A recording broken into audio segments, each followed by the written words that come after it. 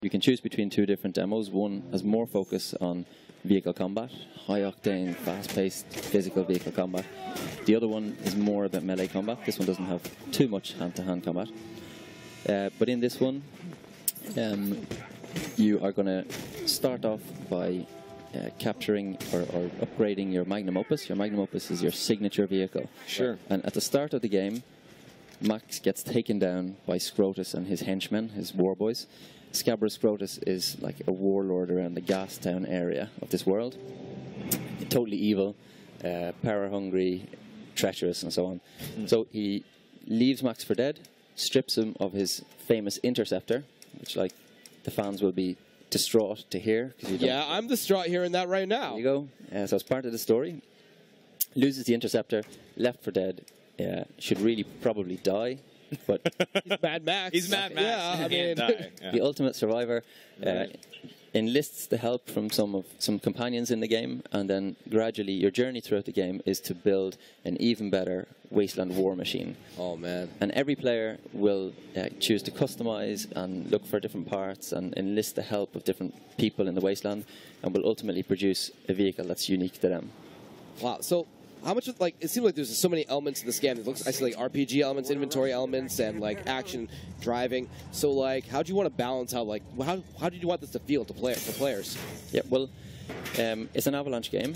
So first and foremost, one of our main characters is always the world. Right. So we started off by taking a location around Gastown. Gastown is an oil refinery. It's got pipes leading out to oil rigs, which are situated in the sea. So it's a seabed. There's actually a volcano underneath the sea. Harbour wall, industrial region servicing the Gastown refinery. There's an airport, there's a financial district, and so on. And then we threw the apocalypse at it. We just teared it all down on concept, on paperwork. And that's really how we got, something that should feel authentic. Now, you won't see that when you jump into the game first. But if you pay attention, if you really spend time exploring, you'll see telltale signs all the time, like sewer entrances, signs of an old disused subway, churches, and so on. And if you really are prepared to invest, you'll uncover some of these lost treasures. That's great. I love that ability to just kind of go around and explore and just find these like hidden treasures and just like other events. Yeah, I was just going to ask. So whenever you're playing the game, can you just, instead of, if you don't want to do the main quest, you don't want to do a side mission, can you just do whatever you want? Just go off into the desert. Absolutely. And survive? Yeah. So there are some areas that you will need to sort of punch through. There's a big gate, for example, in the harbour wall, and you'll need a special talon for your harpoon. Again, the trademark Avalanche harpoon. Sure. To pull it down. There's a little bit of gating just to make sure that you don't just race to the finish line too quickly. Sure. But you can. It's the Avalanche promise, right? If you see it, you should be able to go there. Yeah, there's no backdrops, no level loading, nothing like that. Oh, This made a lot of people happy. Yeah, I am like Guaranteed. so psyched. Because that sold me. And if it was like, so I was going to get it no matter what. But if I learned that it was linear or like story based completely or whatever, I still would have been excited. But now I get to actually explore this world that I saw when I was 7. That's really good news. So Soma, how long would you wait for Mad Max? Like, what kind of release date would you like tolerate? Just out of curiosity. 1 week. Oh, I'm just kidding. I'm kidding. No. At the end of the year, maybe. I don't know. But no. Whenever it's ready, actually. I have a copy in my back pocket here. Oh. Wait, you just throw down the stage? I thought you had a code to give me. September 1st. Wow. Oh, that's coming up. Is it really September 1st? Yeah. That is soon. That is just like... I asked you earlier how long you guys have been in development. I was actually surprised. Can you tell us? Yep, 3.5 years. 3.5 years. Instead of 6, that's cool. but yeah, I mean that you can tell like a lot of love. Just looking at the game now, just like exploring the open wasteland, and just where does this take place in just like the timeline of Mad Max? Is this like after the last movie, or we are a little bit hazy on that? Oh, sure. Okay, understandable. Yeah, but I think it's actually a precursor to the Fury Road. Oh, okay, okay. But really, if you look at all of the films, Mad Max's journey is nearly always the same. He's totally insane at the start. Yeah. Maybe apart from the first one. Totally insane. He wants to just detach himself from humanity. Every time he gets close to someone, they get ripped away from him. Yeah. Tragically. But in order to find peace, in order to escape, he always has to make friends with somebody or make some sort of partnership, and that ultimately always ends in tragedy, in even more tragedy, and you know, the whiplash back to teetering on insanity again. Just dashing tragedy, a little bit more tragedy. It's just, you're right about needs a little bit more tragedy. Let's tear away someone else that he loves.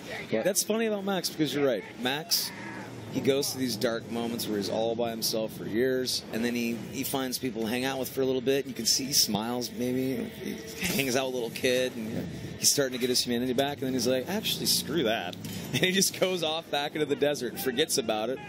Well, maybe I need to hang out with a little kid again and throw a boomerang around or something like that. And then he like has this human moment, and yeah. But what really wrecks his head is the fact that it always seems to be his presence that brings on the doom on the people. So it is, though. It's his tragedy follows him. Where he goes, the action sequences follow. It's his, exactly where he goes, the action sequences follow. But that's the best way to put it. But like just looking at the footage, though, like.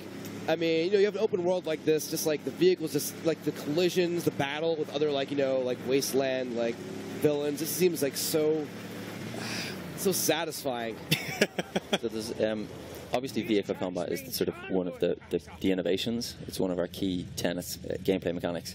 But there's a whole bunch of weaponry that you can use when you're sitting in your magnum opus. You can customize it to look and feel. You know, you can add defenses against certain types of vehicles. You can upgrade the drivability and the stats. And you can't just max out everything, because that would give you an undrivable car. So you have to figure out, okay, well, what are these upgrades affecting? Do I have more traction? Do I have less power? Is the car too heavy because I put on a kick-ass ramming grille and so on? So you have to kind of decide, well, what vehicle do I want? Do I want a tank that's just going to plow through everything? Do I want something that's nimble, can survive over, you know, rocky terrain and so on? And then there's a whole array of weaponry that you can use from within the magnum opus. In our demo today, we show you obviously Max's iconic shotgun. Right. But there's also he has a sniper rifle at the back. Chum Bucket, his black finger mechanic, who's in the back of the magnum opus there that you can see now. He helps him by firing a bunch of different weapons, like the harpoon. He also mans what we call the Thunderpoon, unfortunately, Chris. That is awesome. Oh, yeah. The harpoon basically firing a thunder stick, a big incendiary explosive device. It's almost like a heat-seeking rocket launcher. You'll see... Thunderpoon? Yep. I love it. Hey, I got a question for you guys. So, if you guys were trying to survive in the apocalypse, what would be your weapon of choice? I'm throwing it out. I know it's left field. Wow. I just want to know. Curveball. I think it would probably be a bottle opener. I mean, you don't get thirsty, I guess. I mean, that's you get one weapon. The torture. Imagine you found a bottle of beer in the wasteland and you couldn't open it. The torture would kill me. What if Max is a badass though? He just twists it off with his eye, wouldn't he? Yeah. I'd use a sock full of sand. That's what sock full of sand. Yeah, there's sand everywhere. You can always reload whenever you need. I was about to say something impractical like a tank. I never have enough fuel to actually like drive the thing around. And I think once I'm out, I'm done anyway. You're completely right. The reason why I asked that is I want to know what Max's weapons are in the game. Can you maybe lay out like maybe every single gun that's going to be in the game? Good call. Like maybe like a couple guns. No, he's right. We need all the weapons. I mean, it would be a great interview without it. But you got the sniper rifle. Obviously, his shotgun. You've also got the vehicle has this harpoon which can launch thundersticks. He can pick up any melee weapon that the enemies have, including thundersticks. Anything. They drop it, he can pick it up. They drop it, he picks it up. I love that. He has shivs, small, like kind of wasteland crafted knives that he uses for finishers and executions. He picks up thunderstick sometimes, and he'll pick it up and then he'll jam it into the chest of the nearest war boy, kick him off, and then it explodes. It happens to be a gang there. They'll all explode in a fleshy mass of burn.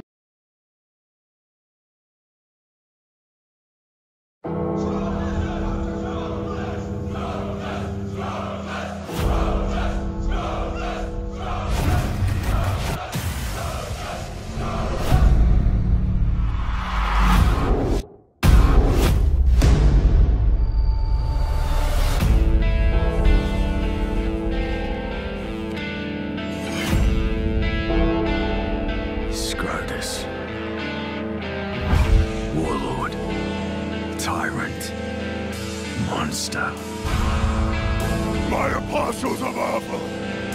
You've hunted well. His war boys are rabid animals. His reign is through terror and fear. His purpose is power and vengeance. And my road goes through him.